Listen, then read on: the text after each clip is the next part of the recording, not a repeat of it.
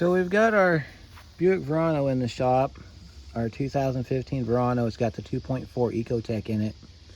I've been seeing a lot of comments about locations of sensors. So we're going to do something called a sensor tour.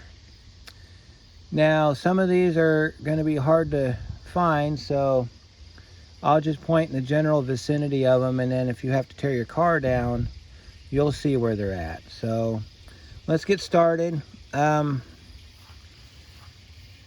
I've done a few videos on this car, so if there's something that you didn't understand or anything, just let me know. This car is in for a 420 code, which was catalyst. That's the catalytic converter code, but we've changed the top converter. This car has two converters. It has a primary converter that sits on the back of the engine. Right back here where the oxygen sensor sits, there's a converter that sits there. And then on the bottom of the car, which we'll get to in a little bit, is the downstream converter. Well, this one, the gasket that I got from Rock Auto, which was garbage. It was a Walker. Garbage. It failed. I've got a new OE gasket coming from GM. So I'll have that, and then this car goes back home.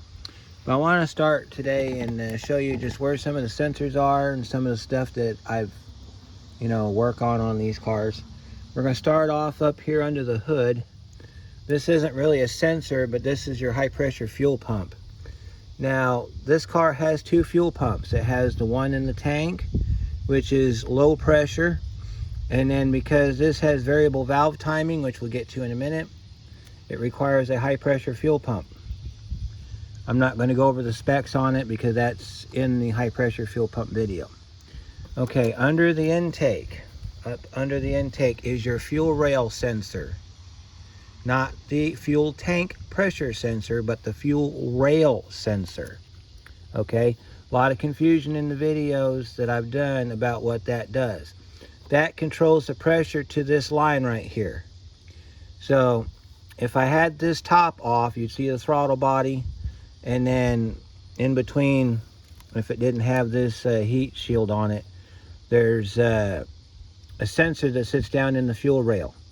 You got to pull all this off to get to it, which is a video all of its own. So that's the fuel rail sensor sits under here. All right, and then we've got our MAP sensor, or our mass airflow sensor. This is a combination air intake sensor too. That's why it's got the long plug on it. So it measures air intake temperature and also the amount of air coming into the car, basically. You've got your VVTs. This one's your intake, that's your exhaust. They are not interchangeable.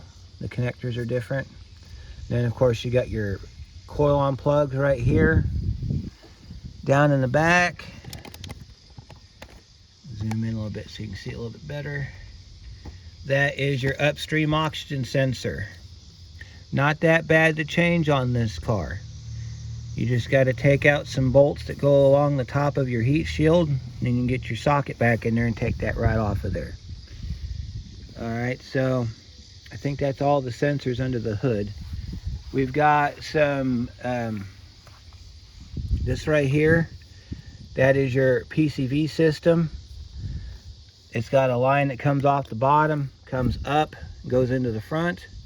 This here goes from the tank. This one goes back to the charcoal tank in the back.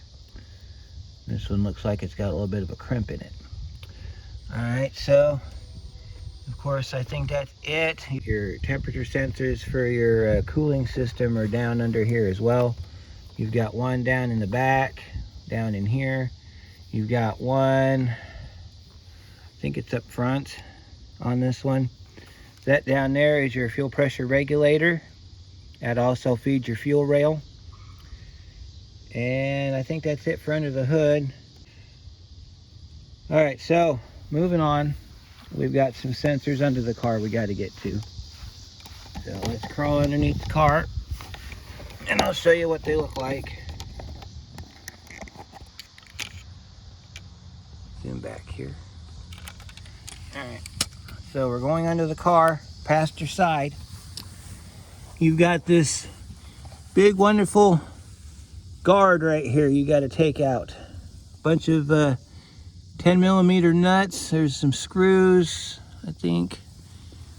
So if you see up in the back, right up under there is your gas tank. You might be able to see the line coming off the tank. Yeah, barely. That line right there, there is a sensor that sticks out of it. That is your fuel tank pressure sensor. The only thing you want to do on that is just test it for voltage. You don't want to do anything else with it, because I've had some comments about changing that and they rarely go bad. So the only thing you want to do with those is just make sure that you're getting your 5-volt reference, your 12-volt battery, and your ground. If they do fail, the only thing that I would do is to verify that it did fail is check your fuel pump. If your fuel pump still works, then it's possible that that failed. If you're unsure, take it to a shop. So that's it for this one. This is a sensor tour on the Buick Verano, and we'll see you next time. One other thing on this Verano, I had some questions about how you access the fuel pump on the back. Fuel pump on this car has to be dropped. The tank has to come out, because this car does not have an access door for the fuel tank. So you have to drop the tank down, which means you're going to have to go through all of this. You got a heat shield right here, that's that silver thing. You've got an exhaust system. You may not have to drop that, but on this side you can see them all. I think you can see them from here. See these little plastic things? See if I can find my camera here so I can do my pointer thing. There we go. You see them little plastics right over there? Those plastics retain that guard on that side. There's some on this side too. See that little plastic right there? You can get those with your fingers, and they're pretty easy to turn. Well, they would be if I had a socket. I believe they're 8mm. Keep in mind they are plastic, so you don't want to wrench on them too much. You can break them.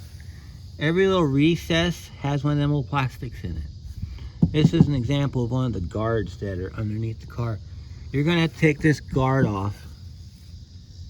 No, I don't think you do. Nope, because right up in there is your tank strap bolts.